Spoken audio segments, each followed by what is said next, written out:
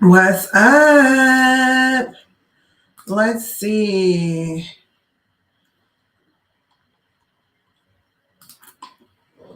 What's up, y'all?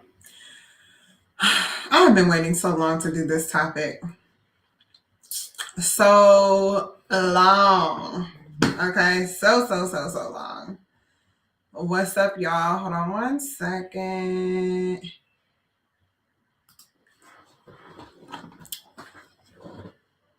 Let me scan this real quick so I can monitor y'all. And while y'all are in here, tell me your name, where you're from. Welcome to the live. If you haven't already, like and share with a friend, all of that jazz. Because tonight is a good topic. It's a very, very good topic. And also, uh,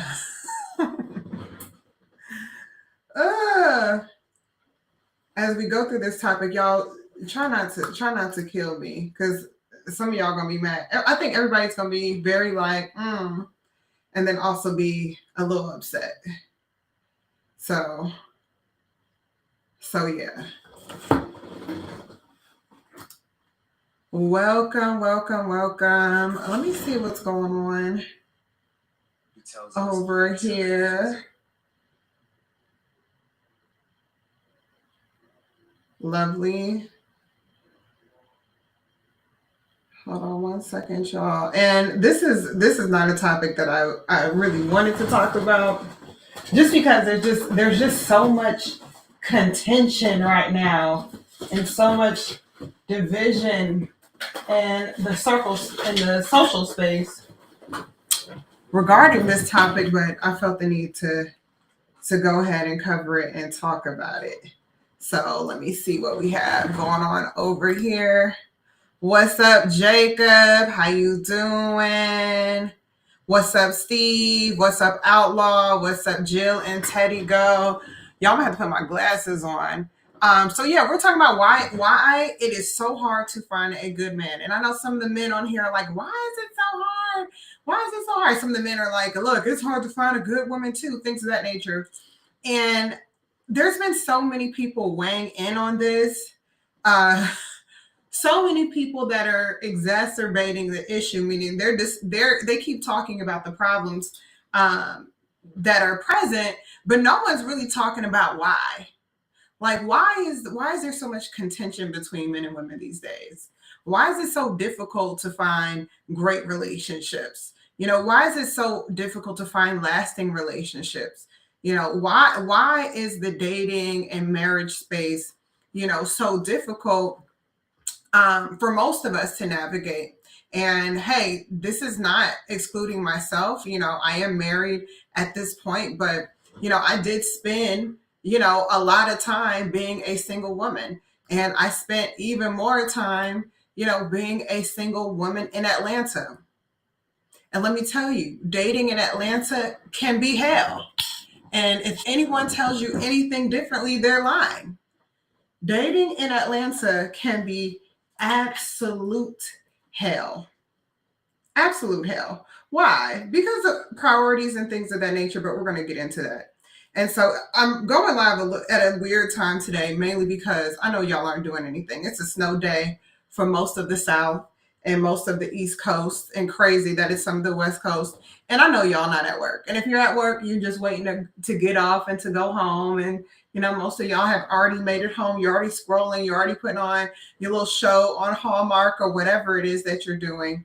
And so I was like, why not talk about this right now? So I want everyone to take a moment and share this with someone, because we're going to get into this. We're going to get into why it is so difficult, to meet a good man or a good woman. And so when I came upon this, I was actually in like a deep study one day. And if you haven't been here before, my name's Yannick Medor. For those of you guys who've already been here, thank you so much. Y'all go ahead and like the live. Go ahead and like and share the live with at least 3 to 5 people. And I want you guys to type in the chat, why do you think it's so hard to find good relationships? And it's sad because we used to have like at least celebrity examples of great relationships, like, oh my gosh, Will and Jada or whomever. And now even those examples just don't exist anymore. They don't exist anymore. We're finding out that they all hate each other too. And it seems like, the people that were supposed to be the example are in just as bad a place, as everyone else. And I mean, I just don't think it should have to be that way. What's up, Young Lux? Welcome, welcome, welcome to the live. Welcome to the live. You're going to like this. So go ahead and share, like and share with a few different people. And we're going to get into this. And this is something that I feel like I've never had a house party or gathering of women or men or game night or anything where this topic hasn't come up. Dating in now 2025, dating in the modern world, dating the age of social media, right? Look, courting, trying to get to marriage and everything of that nature, during this time.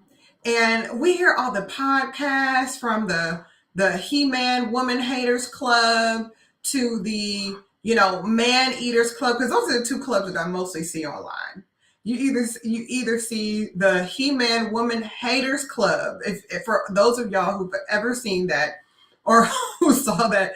And what's the name of the name of the old show where they have the He-Man Women Haters Club, and it was like Alfalfa and all of them. What was the name of that, y'all? But, people are either part of the He-Man Woman Haters Club or they're a part of the official Man Eaters Club. Like, look, let's just use and abuse these guys for their money. Let's go ahead and just become a financial authority, things of that nature. None of which, either one of those are contributing, towards society and towards what we're looking to do in any form or fashion. It's just not. It doesn't work. It doesn't work for anyone. It doesn't work for society. And right now, we're in a loneliness epidemic. And we're so confused. We're so confused and thrown off that at this point, we're all choosing to be lonely. We're all choosing to be unhappy. We're all choosing to be in misery. And so I remember I've always wanted to get down to the heart of the problem. Always one of those people that are trying to get down to the heart of the problem. And there's many problems, but I found one simple explanation as to how we're in this predicament, and the only way to get out of the predicament that we're in that isn't necessarily all opinion based. It's not necessarily dogging out one group or the other, but bring some truth to the scenario. So as you're listening to this, right? As you're listening to this, I want you to do two things. The first thing is I want you to just stay open-minded. Two, I want you to just embrace the fact that this entire thing is not going to be about bashing one group or the other. It's not going to be a man bashing session. This is not going to be a woman bashing session. This is going to be us understanding the nature of the relationships that we have and how we are called to coexist with one another and to be in harmony with one another. And until we really get that together and break that down, we're just never going to be in a great space with each other. And so where do I get this from? The first thing I got this from was, look, me praying, being with the Lord. Lord, why are relationships that bad? And he brought me to Psalms 23. Psalms 23, the Lord is my shepherd, I shall not want. I was like, what? The Lord is my shepherd, I shall not want. He led me down in green pastures. Like this, the whole thing, right? Actually, I'm gonna read it for you guys.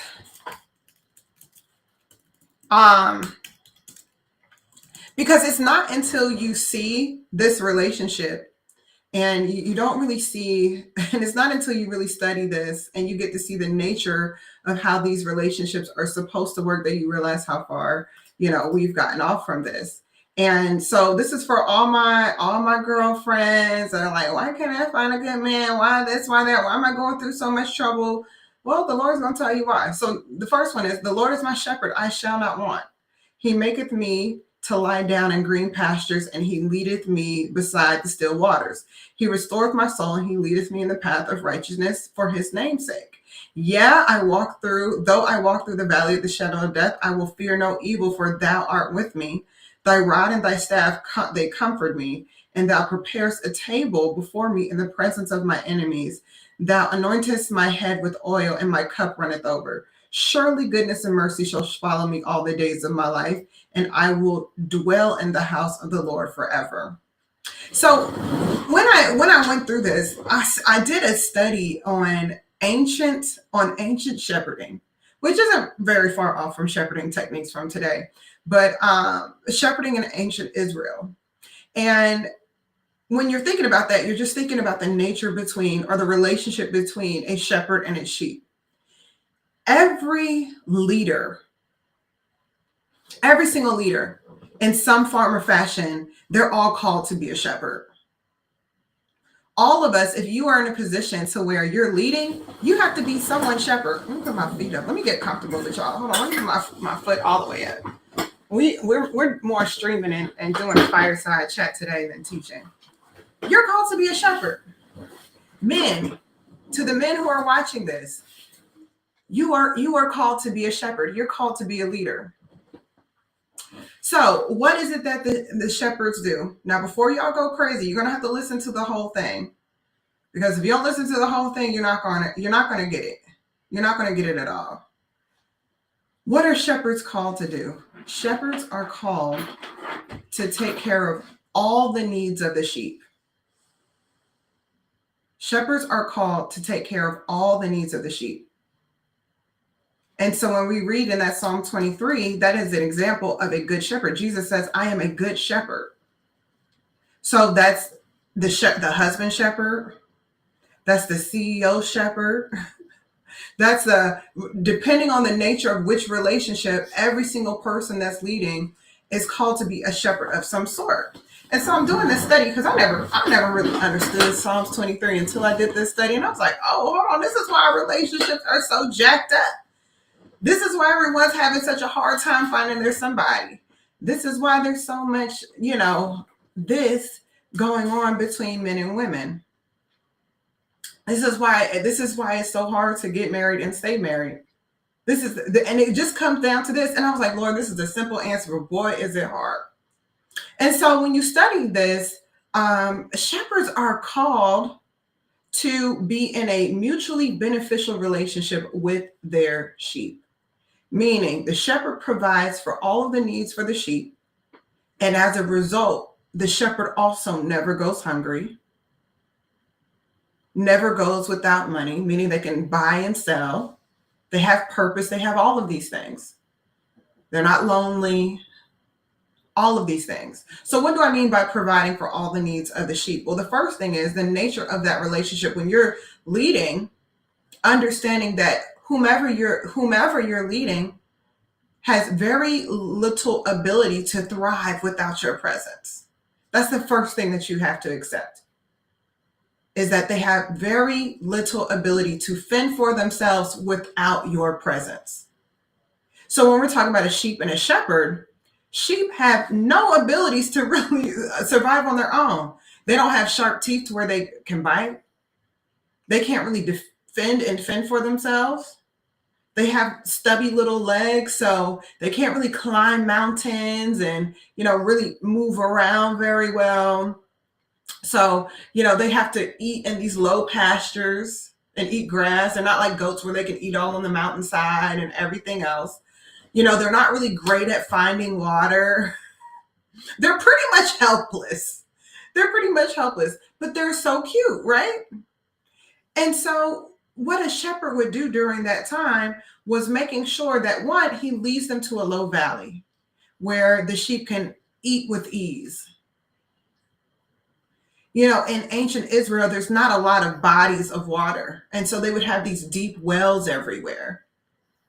And so the shepherd would be responsible for not only feeding the sheep, But if the shepherd did not take the sheep to water, they would also die of dehydration because there just wasn't bodies of water that were readily available.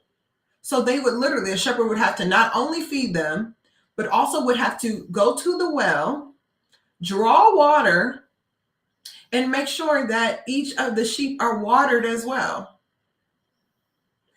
The shepherd was also responsible for the safety of the sheep. So one of the things that people don't know a lot is Israel has an issue. What's up, Aunt? What's up, Charles?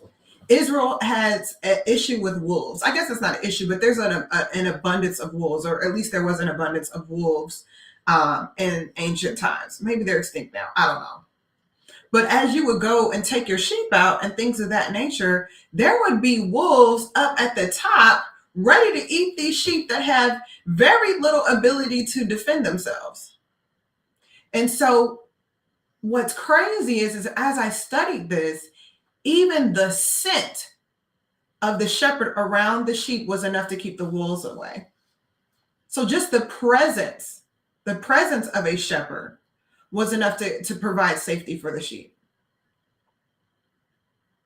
So they would be responsible for their feeding, responsible for their watering, responsible for their safety and their security, so much so that even at night when it was dark, the shepherds would put the sheep within a sheepfold because they didn't have fences and all that stuff then. So what they would do is they would put the sheep within a sheepfold. And at night, and the sheepfold was like a circle of rocks kind of built up where they'd build a wall, and they'd herd all these sheep into the sheepfold. And the shepherd would sleep in the door or in the entrance of the sheepfold. So that way, even while sleeping, even at night when they're resting, no wolves can get in. Now, the other side to it is not only would shepherds do this. What's up, Peter? What's up, Brittany? And y'all type your name in and where you're from, and y'all go ahead, like and share the live, because we're going to talk about this. But not only would they do that, but they also were required to do this in loving kindness. We all know, I guess you may not know this, but especially if you've been around any sort of livestock, anytime you start acting crazy with them, they don't put out well. Whether they don't put out good milk, whether they don't put out good wool, whether they start acting stubborn, things of that nature. Or even if you lead the sheep and you lead them with too much of a heavy hand or all heavy hand, then what ends up happening is they start bucking. You're telling them all to go this way. You're leading your team, you're leading your family, you're sending them all this way. And the next thing you know, they're going the other way. And so as I was studying this, I was like, hold on, wait. So God tells us that he wants to be the good shepherd to us. Meaning he's saying, look, I want to be the one to provide for all of your needs according to the riches in Christ Jesus. And man was created in God's image. So that's all of us. But specifically when we're talking about marriage and relationships, the man is called to be the good shepherd. So that is, and not only are men called to be good shepherds, meaning they're providing for all of the needs of the sheep, they're also being called to do that in loving kindness. And y'all, that's a hard thing to do. That's a hard thing to do. That's not easy. Whenever I do this study, I'm like, Lord, I'm so glad you made me a woman. I'm so glad that in my marriage, I get to be the sheep. Now, remember, this is a mutually beneficial relationship because the number of a shepherd's flock really determined the amount of wealth that man had, or the shepherd had, because there were some shepherdesses too. So there's some benefits to that because it was also something that signified wealth.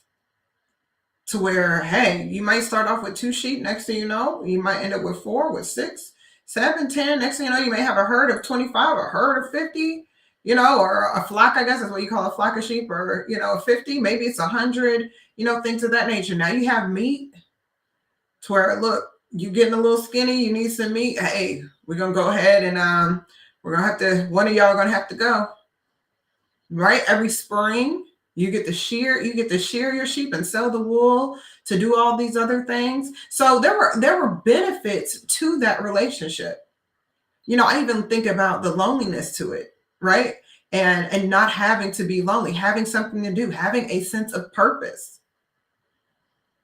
How that can kill depression and all of these other things.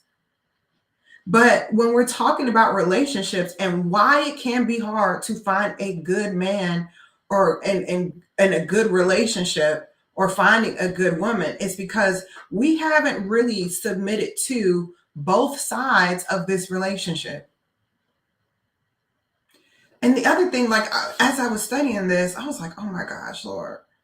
I said, this is a lot. And I said, I know why relationships are so off, because what happens when the shepherd is unhealed? So you're telling me that you want the shepherd to not only be responsible for and accountable for and provide for all of the needs of the sheep, but also doing so in loving kindness? And the answer was yes. And to also not be resentful of it, yes.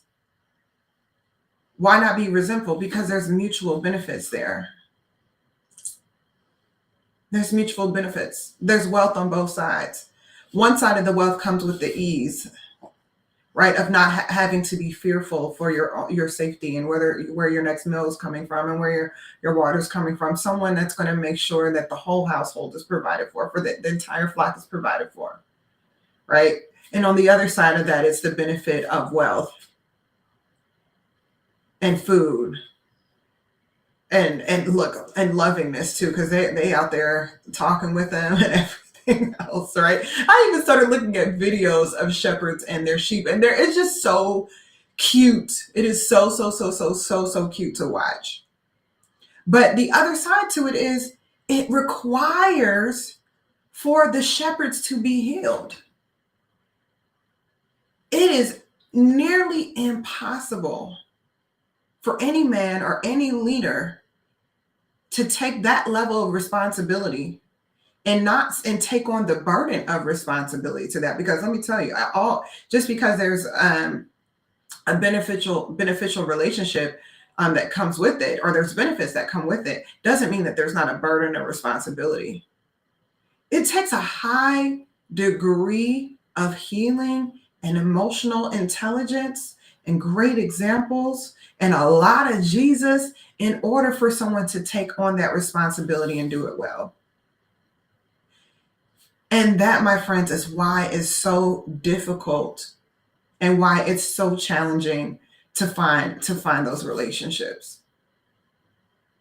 Because one has to come before the other.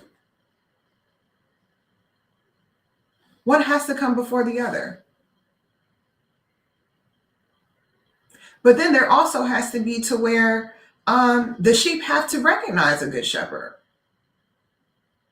Now, one of the things that makes the sheep and shepherd relationship really good, and this kind of answers the question as to like, well, these women, they don't listen. Well, some of them really just don't listen, right? But do you know how hard it is to not listen to someone that takes responsibility and provides for all of your needs in loving kindness and gentleness? It's really hard to not follow someone who shows up for you all the time. Because remember, this whole thing's a sheep and shepherd relationship. If the shepherd don't feed the sheep, they die. Because they don't have anywhere else to go. If the shepherd doesn't water the sheep, they get dehydrated. They'll get dehydrated and die. It's like, you know what? If I forget to feed my dogs for one day, they'll be all right. they'll be upset with me. But if I go a little too long without that, they'll actually die. They'll leave this earth. And so taking on that responsibility, oh man, it's something. But one of the things that we forget is sheep only listen to the voice of its shepherd, but it's not based on force. It's based upon the nature of the relationship and the consistency of the relationship. From the day they were born, because another thing that shepherds do is they actually lamb, meaning, when they're pregnant and it's time to give birth, the shepherd is the one that helps each one of them lamb and give birth to their children. So for every lamb, they saw the shepherd there. So from the time they come out the womb, drop to the ground, stand up, the shepherd was there tending to their needs. It's very difficult to not follow a leader who makes sure that everything about your needs are taken care of. And as a result, the other side to it is that the sheep, they give back towards that. So what do we have? Well, the first issue that we have is that, y'all, it's just the truth of the matter is we have a lot of unhealed shepherds. Why? Because it's very, very hard to put yourself in the mindset and to put yourself and to be motivated and to have the desire to take on that level of leadership and to provide the sheep with that level of security and safety if you don't feel safe within yourself. If you don't feel, if a man does not feel safe within himself, it's going to be very difficult for him to be a good shepherd, because you cannot provide what you don't have. What type of safety am I talking about? Well, when we're talking about sheep and shepherd, there's a couple of things that we're talking about. First one we're talking about is physical safety, right? The shepherds keep the sheep from the wolves, where they provide shelter, and even their presence just keeps off the wolves. But also emotional safety. Remember, because there will be a few sheep that go astray. Okay, come on back. You got that one stubborn one. We don't want you to die. We know you're being stubborn, but if you go over there by yourself, that wolf is going to eat you up. Let me go ahead and grab you because you don't know any better yet, or you're having an off day. And doing it in loving kindness without beating the sheep to death. And in this study, I even realized that being heavy-handed with the sheep will make the sheep far more stubborn. I learned that in business too. The harder you are on people, it just makes them want to put their heels in the dirt even more. They get all stiff necked. I don't want to do it, right? They just don't want to do it. And so if you don't feel safe and secure within yourself as a person, it is a burden to be asked to provide someone else with safety and security. And so, ladies, when you're asking yourself, why aren't there so many good men in here? Well, the truth of the matter is there's a lot of men who are unhealed. There's a lot of women who are unhealed as well. Now, here's the other side that makes it very difficult. Is that most times, because here's the thing, and the way that our society has been built and what we've been modeling is this expectation that the sheep should heal the shepherd. I'm just going to make it better for him. I'm going to do this. No, you can't do it. The sheep have no ability to heal the shepherd, very little. They can provide warmth. They've got wool. They can provide company. They can foster relationships. They can do all of these other things, right? But the sheep cannot heal the shepherd. And so, ladies, one of the things that I've noticed that we will do is we'll take in, and I see this, well, maybe if I just do this or do that or whatever, or let me just move him into my house and he just needs help getting, his foot up. And if only I just say this and do that and do that and do that. The sheep cannot heal the shepherd. They can't. They don't have the equipment. Not based on that relationship. That doesn't mean that men cannot learn from women. But once you decide to couple, it is very, very difficult for the sheep to do anything that will shepherd, to heal the shepherd. Y'all tell me if I'm lying.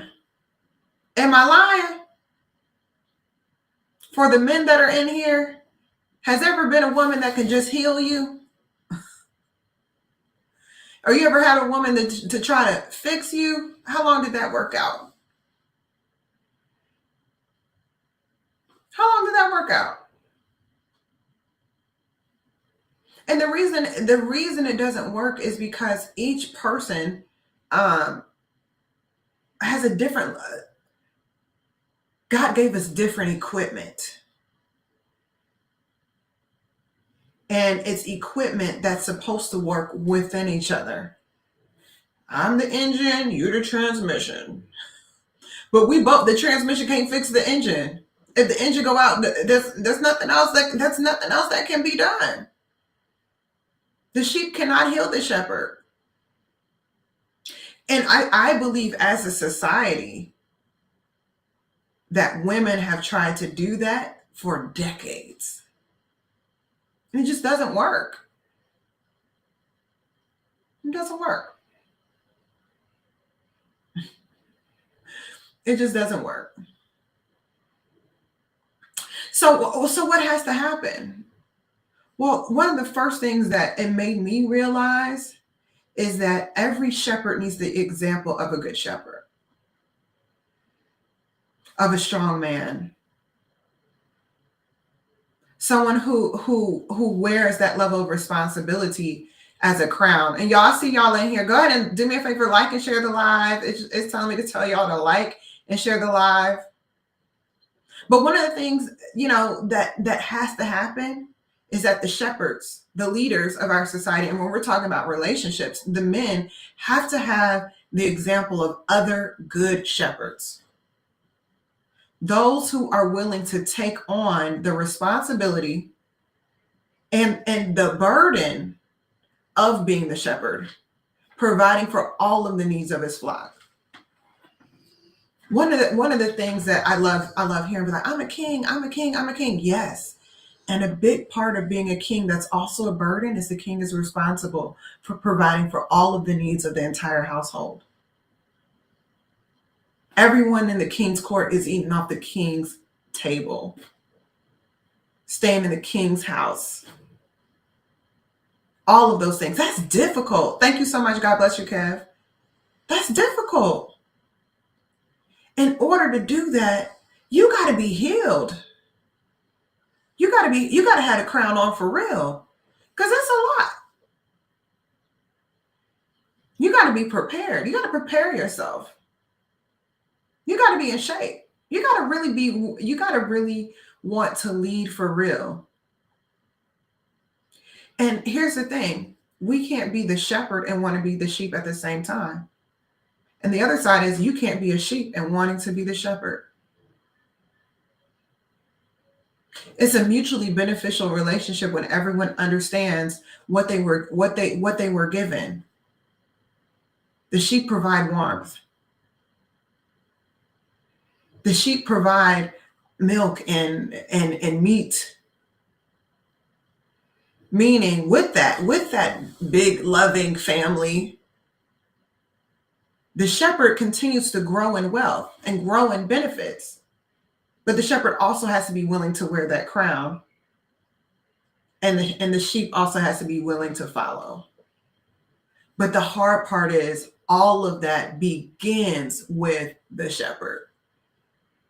That's why I have so much compassion about that, because I realized, based on how our society has been going and what we've emphasized and what we've allowed to infiltrate into our society, is that we have a lot of shepherds who are unhealed and ill prepared to take on that. And they're trying to shepherd, but it's with resentment. It's with it's trying to shepherd with a lot of stick, with more stick than carrot. Get over here, you sheep. How does that sound? These women, they don't want to listen. They don't want to do this anymore. Oh, you're not shepherding, or you're a shepherd of goats. You're not a shepherd of sheep. They're not going to follow your voice. It's too heavy of a hand. And I think this is the hardest part about shepherding, because, like I said, it's not just in relationships. You also shepherd in business. Like, I've been in business and had to be someone's shepherd. And the hard part about shepherding is you got to be on point consistently, even when you're not in the best mood, even when you don't feel like it, even when they're not acting right. You still got to be the shepherd that's willing to go and get the one. Like, okay, we do the same routine every day. Why is it that for some reason today, instead of being with the flock, you want to go up the mountain? You know, there's wolves up there, right? I can either beat the sheep to death, or I can allow my wealth to grow. And that's how it's through that consistency in attitude, provision, work ethic, right? Like, because you got to show up. It's through that consistency that you grow in influence.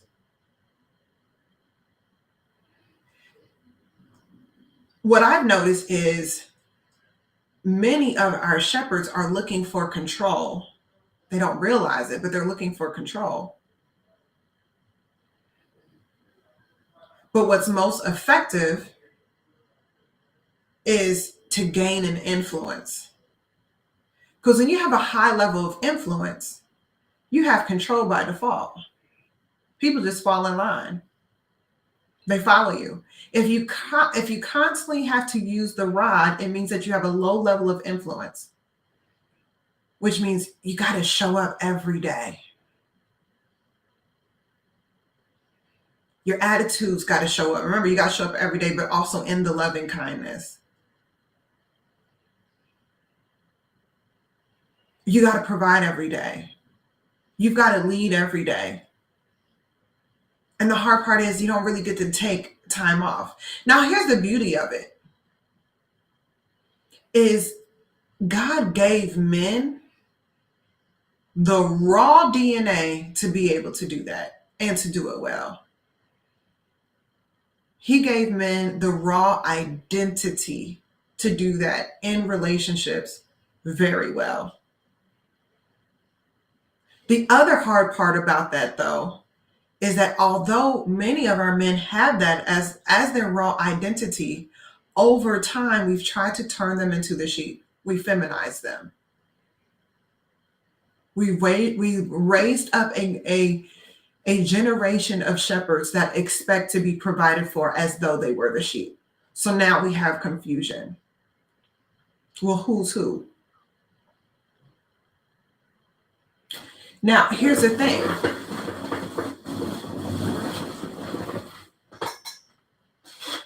When sheep are not shepherded, what it does is it promotes hyper independence. Because there's no being that God created that isn't inclined for survival. I don't care if it's an ant, a dog. Like, if I were to let my dogs out in the street tonight and lock the doors, they're only going to go hungry, maybe in the backyard for a little while, but eventually they're going to start scavenging. They're going to start hunting around this neighborhood trying to find something to eat. They're going to go rogue. And so if the shepherds don't show up at their jobs consistently, then what it does is it promotes hyper independence amongst the sheep. So when you hear she don't listen to me, where did the hyper independence come in? Did you show up? That's a really hard, and like I said, it's a hard thing to do. But this is when it hit me. I was like, oh my gosh, Lord, this is why you said we need to seek you daily. Because you really have to be filled up. You got to let God fill you up every single day to even be able to fix your mind on doing that. Because otherwise your flesh will get in the way. I shouldn't have to do this. I shouldn't have to do that. You're right. You don't have to, but that's the nature of how it's built. And until as a society, we're willing to submit to that system, there's always going to be contention and resentment amongst men and women in relationships. Because we don't have clarity about the roles between shepherd and sheep and the expectations and the nature of the relationship. But when we have it down, oh my gosh, it works so well together. So well together. You don't even have to worry. So we have to make sure that we're putting in that time. And so even when you think, I want y'all to just type in like what are some common relationship issues that we see in 2025? And oftentimes, if we put that in there, we can see where the relationship has gotten off. Oh, so and so cheated. Okay, so lack of faithlessness or faithfulness. Because shepherding comes down to a duty. And the standard of faithfulness is forever. We're faithful to a point. But remember, the sheep need you. If you don't show up that day to feed them, they will starve. They will die, and all of your wealth will go out there with it. All of it will. And y'all, if y'all are watching, go ahead and follow, share, subscribe, do all of that stuff. So that way y'all don't miss it. But I hope y'all are getting this and are getting an aha moment. But yeah, faith, y'all, they were faithful to me. Well, hey ladies, you have to ask yourself, did you meet a good shepherd? Or did you meet a shepherd that wants to be the sheep? You gotta really ask yourself that question. God bless you. Thank you so much, Lamont.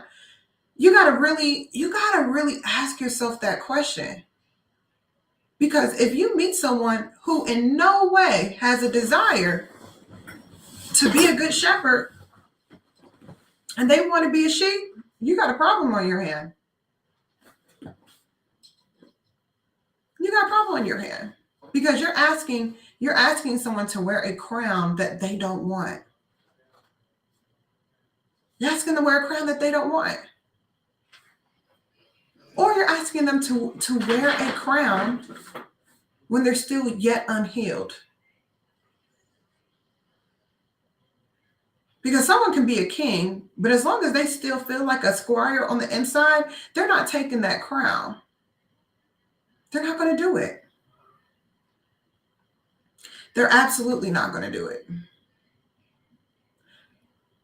If you look at their lives, do they have demonstrations of faithfulness?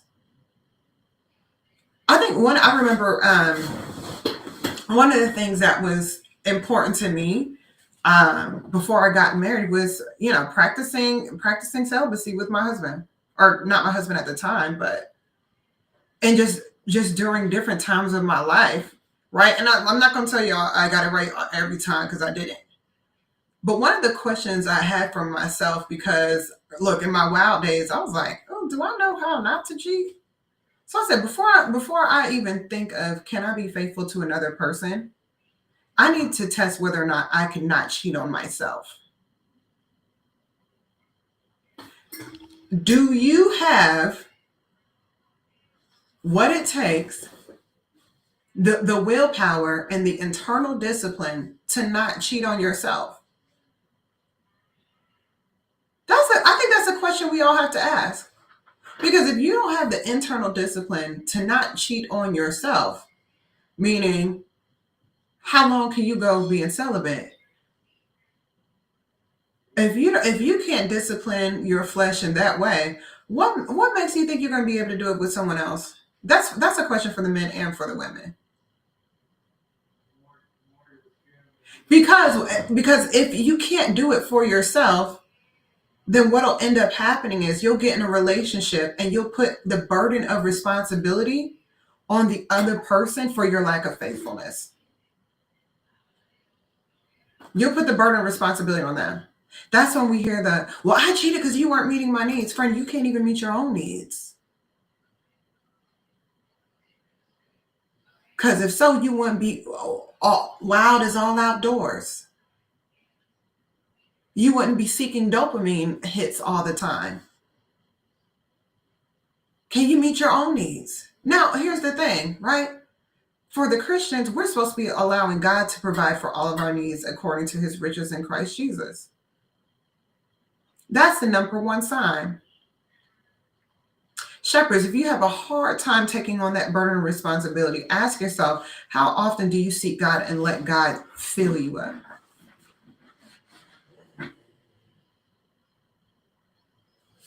Have you allowed God to heal you in those places? The places that cause you to resent being a good shepherd. The places that make having to shepherd and providing for the needs of your sheep. And that's the physical needs, emotional needs, mental needs, needs for safety and security. The thing that makes it so difficult for you to do that, are you allowing God to heal you in that area? So I correct myself. You shouldn't be able to supply all of your needs, but you should be connecting with God enough. You are healed enough to where you're not putting the burden of responsibility of faithfulness on the sheep. Now, here's the thing for the ladies, because I'm not going to just stay on the dudes this whole time. Is one of the issues that the sheep have to have is really recognizing a good shepherd. Notice I didn't say just someone who can feed you. Notice I didn't say go find somebody with a good job.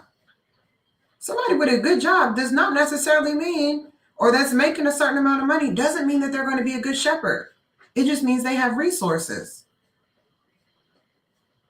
Someone with a great job, and y'all share this because I know there's a lot of people who need to hear this. Someone with a lot of money, it does not necessarily mean that they are prepared and willing to take on the burden of your needs. Women, we have needs for more than just money. We have needs for provision, emotional safety, physical safety and security, mental safety and security, spiritual safety and security. We have so many more needs. And so if you're looking for someone that can only provide one of them, you will still be left out in the valley to die. Because you got to be fed and watered. You have to be fed, watered, and you got to be secure. And I get tired of this to where we can't approach dating as though we're prostitutes. Because a prostitute is only asking for one need to be met. And being upset when you meet, what do they call them? Who are the ones that go and meet with prostitutes? What do prostitutes call them? And meet a whatever you call those men. Because you approach dating as though you were a prostitute and you only needed one need met. And then you're left longing because you didn't meet a good shepherd. You didn't take the time to identify a good shepherd. Because guess what? You do require a wholeness. Women, we require wholeness. Hey, I don't just ask my husband to provide for me financially. I don't. Because if he provides for me financially and he cusses me out every day, then guess what? He's still not being a good shepherd to me. He's only providing in one area. But that's still making the safety and security is still missing. And remember, God is not a God of imbalance. He doesn't do imbalance. We're just all this and none of that. Anything that's out of balance is from the enemy. So ladies, we have to make sure that we're recognizing what a good shepherd is and not selling ourselves short. And not listening to voices that are telling you to date as though you're a prostitute.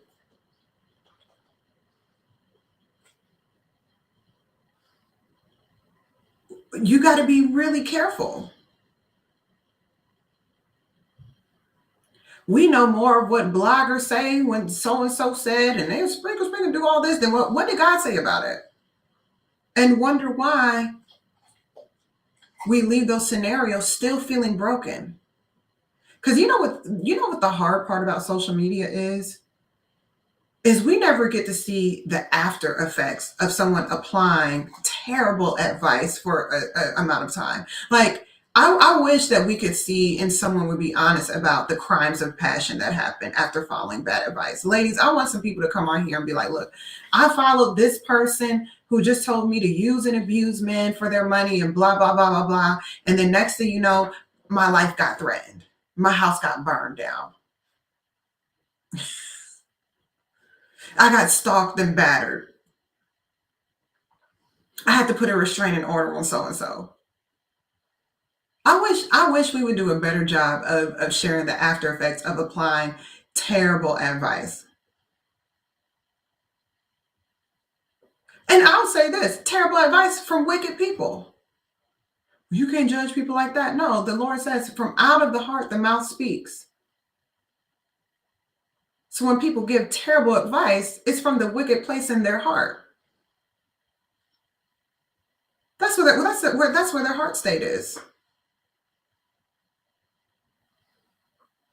And we wonder why it's so hard to find. The key of the matter is all of us have to be willing to submit ourselves to God's way and to his systems. Men, you got to be willing to be a good shepherd. Not sometimes, not every other day, not on Fridays, not when things are going well for you, not when things are easy, not based on the sheep, blah, blah, blah, blah, blah, blah, blah, all the time. The standard of faithfulness is forever until you decide to stop being a shepherd. But then what you're going to do with your sheep? Another thing is, you know how people talk about be a responsible dog owner? Like, don't get a dog if you can't afford one. Don't get a dog if you can't feed it, take care of it, take them to the vet, doing all those different things. It's best to just leave them there. If you know you're not yet ready to be a good shepherd, leave the sheep alone. Allow them to go to a different pasture. Because otherwise, all you're doing is adding to the problem. You're creating more terrible shepherds.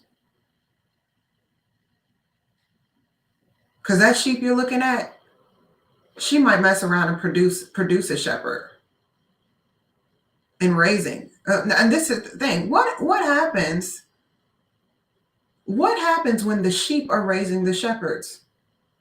Do they turn into shepherds or do they turn into sheep? So instead of walking around with their rod and their staff and, leading and doing all of these other things, they're somewhere sitting with their mouth open. When am I going to get my water? Who's going to water me? Who's going to provide for me? God is. Because that's the hierarchy. This is why we have to return, and we have to really start bringing these practices back into the day to day. Y'all, we've had so many decades of trying to do this, our own way, and it's just not working. It's not working. You cannot remove the shepherds from God and expect them to be able to lead as God, unselfishly, righteously, without murmuring or complaining,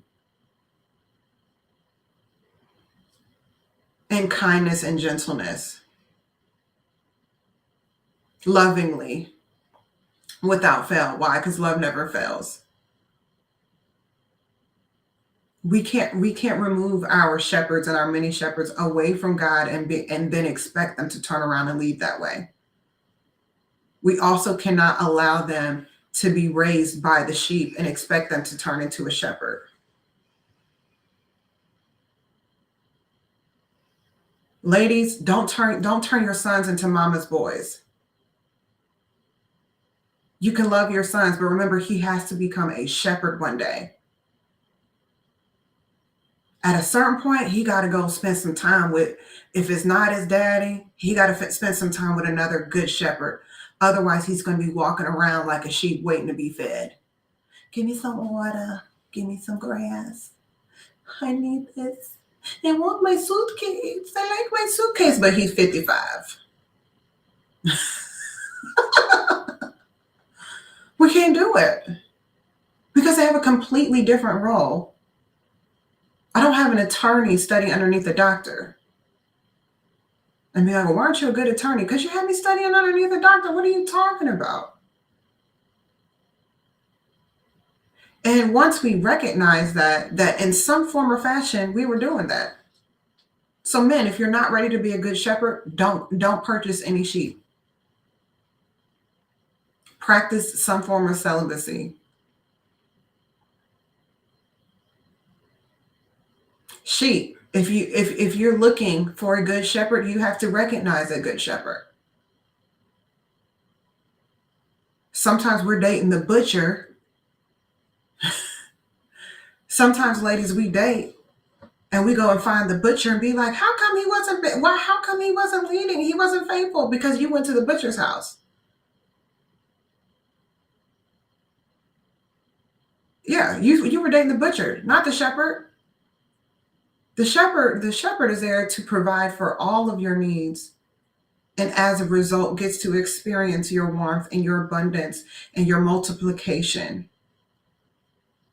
Because multiplication should be the result of good shepherding.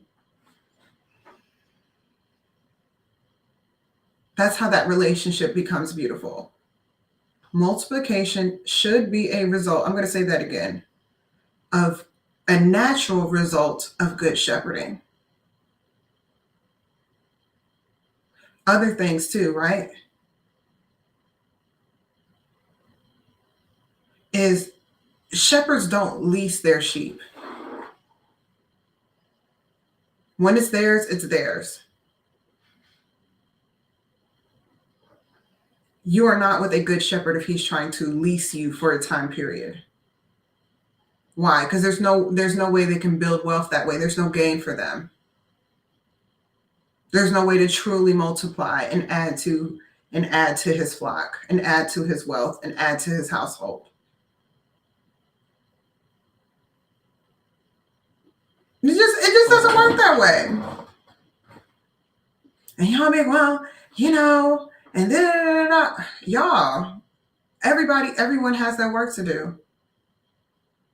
Shepherds, y'all gotta be open to healing and letting God lead y'all in that area. Otherwise, instead of wearing the crown of being the good shepherd, instead of being like David and like Moses and like Jesus and like all the great shepherds that eventually turned into kings and leaders of men,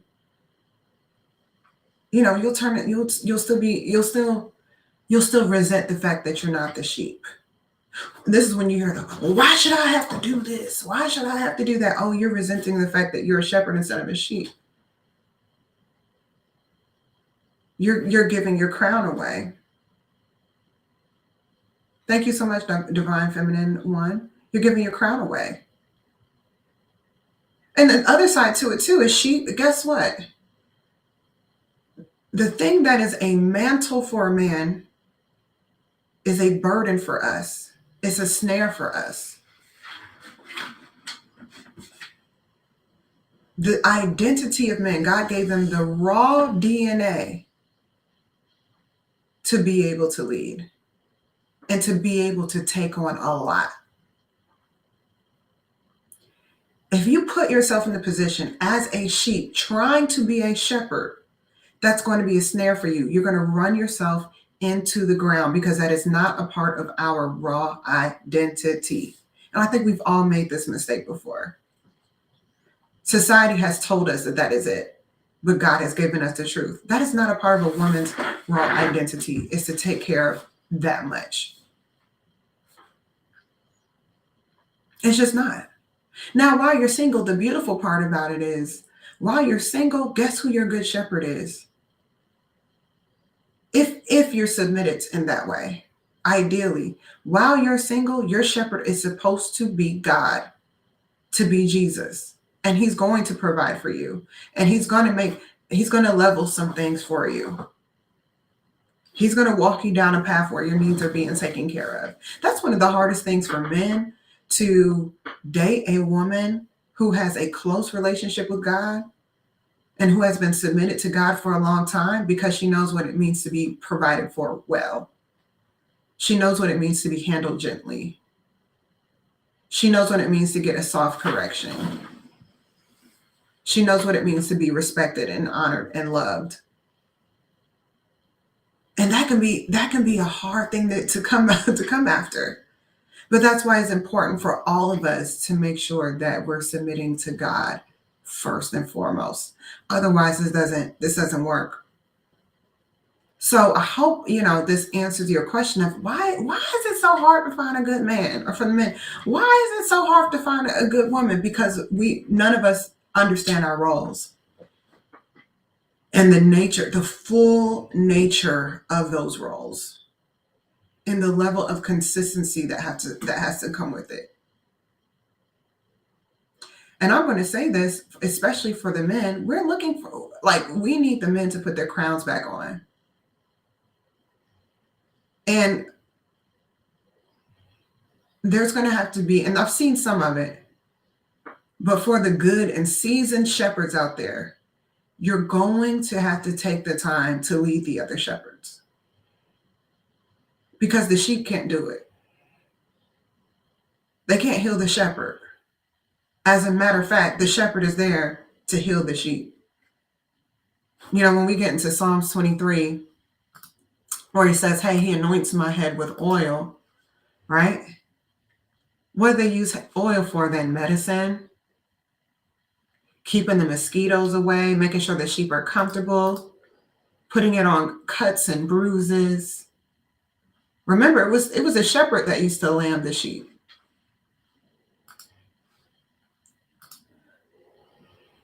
So look, the sheep can't do that for themselves. And the sheep definitely can't heal the shepherd. And that's it. Like I said, it's a tough space and place to be in. But it's the truth. And so I remember as I was studying this, I said, Lord, this is why we have so many divorces. This is why there's so many broken families. Because we never really took the time to study the nature and the realities of this relationship, especially in America.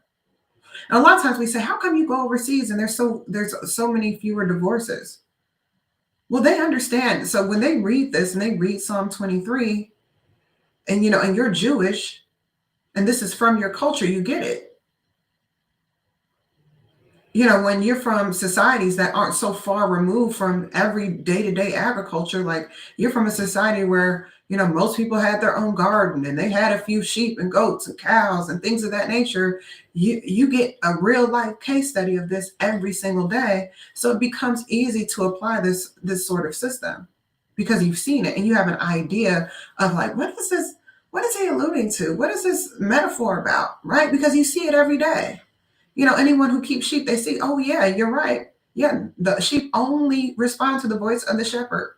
When he calls them, they come running, and to that shepherd only. Oh, so there is a benefit to providing for all the needs and consistency with your sheep. Yeah, it makes your life easier. Yeah, there's less knuck if you buck. Oh, this is why they don't want to submit. This is why they don't want to listen. This is why they don't want to do all these things. And I was like, Lord, what is we gonna do? And I was, and this is something that the Lord showed me recently. And I said, well, I sure wish I would have known this however many years ago. We could have done it at least 500 podcasts. There wouldn't be so many bashing podcasts. And now when I watch them, I'm like, oh Lord, everybody wrong. Not everyone. There's some good people that are out there. But when you really start getting into the throes of how this works and what to do, you're just like, oh my gosh. So I hope this has been helpful. And I hope that every single one of us finds something that we can apply and just to be different. Like we don't need anyone else that can point out problems. Like we don't need anyone else who can point out problems. Now we have to be a generation of solution providers. People that are willing to do the work. People who are willing to disrupt and repair broken systems. Or we can just continue to cry on the sidelines and just continue to complain and continue to go back to our own vomit and just go and eat our own vomit over and over and over again. But yeah, that's why it's so hard. That's why it's so hard. That's why it's so hard. The sheep got a sheep and the shepherd's got a shepherd. And anytime that's off, expect calamity. Expect calamity. Well, I'm enjoying the rest of my snow day, y'all. I just, I had been putting that off for like some months. And I taught this to my business development group this morning and had them apply this to recruiting and business and leadership development and all of these different things. And, in that nature, they're going to make money from it. But the beauty of it is you guys are going to build generations and legacies from this. These are the things that break generational curses. These are the things that change the destiny of families.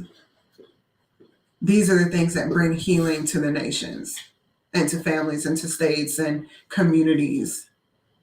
Is when we can start getting some of these systems right. So I hope y'all enjoyed that. So if you haven't already, go ahead and follow. Go ahead and follow. If you're on YouTube, subscribe. If you are on Twitch, subscribe. Y'all say hi to my Rottweiler. Say hi, Bruno. Hi, big boy. Say hi, old man. He's like, okay, can you be a good shepherd to me and take me to